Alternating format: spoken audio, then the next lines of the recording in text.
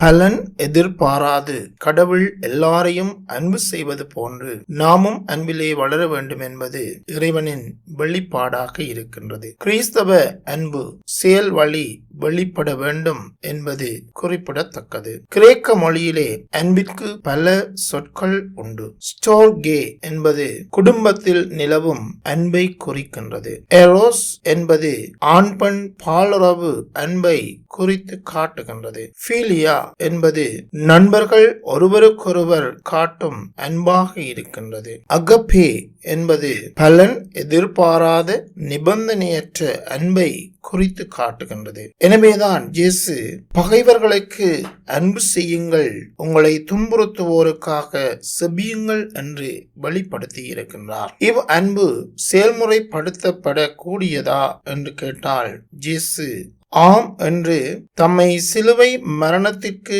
தீர்ப்பிடப்பட்டவர்களுக்காக தந்தையே இவர்களை மன்னியும், ஏனெனில் தாங்கள் செய்வது என்னதென்று இவர்களுக்கு தெரியவில்லை என்று தந்தையிடம் மன்றாடுகின்றதன் ஊடாக எங்களுக்கு வெளிப்படுத்துகின்றார். நம்மை அன்பு செய்பவர்களை நாம் அன்பு செய்வது நம் இதயத்திலிருந்து நம்மை அறியாமலேயே பிறக்கின்றது. ஆனால் இயேசு நம்மிடம் விரும்பும் அன்பு நாம் வலிய முயற்சி செய்து நம்முடைய இயற்கை நாட்டங்களுக்கு எதிராக நம்மையே ஒருத்து வெளிப்படுத்தும் அன்பாக இருக்கின்றது. இவ் அன்பானது இறையருளால் மட்டுமே கிடைக்கக்கூடியது. இவ் அன்பு நம்மில் வளர வேண்டும். இறைவன் நிபந்தனையற்ற அன்பை மனிதர் மேல் பொழிந்து கொண்டிருக்கின்றார். ஆண்டவர் மனிதரில் நல்லவர் யார் தீயவர் யார் என்று வேறுபடுத்தி நன்மையோ தீமையோ செய்வதில்லை. எல்லாருக்கும் ஒரே தந்தையாக அவர் இருக்கின்றார். எல்லாரையும் பராமரித்து பாதுகாக்கின்றார்.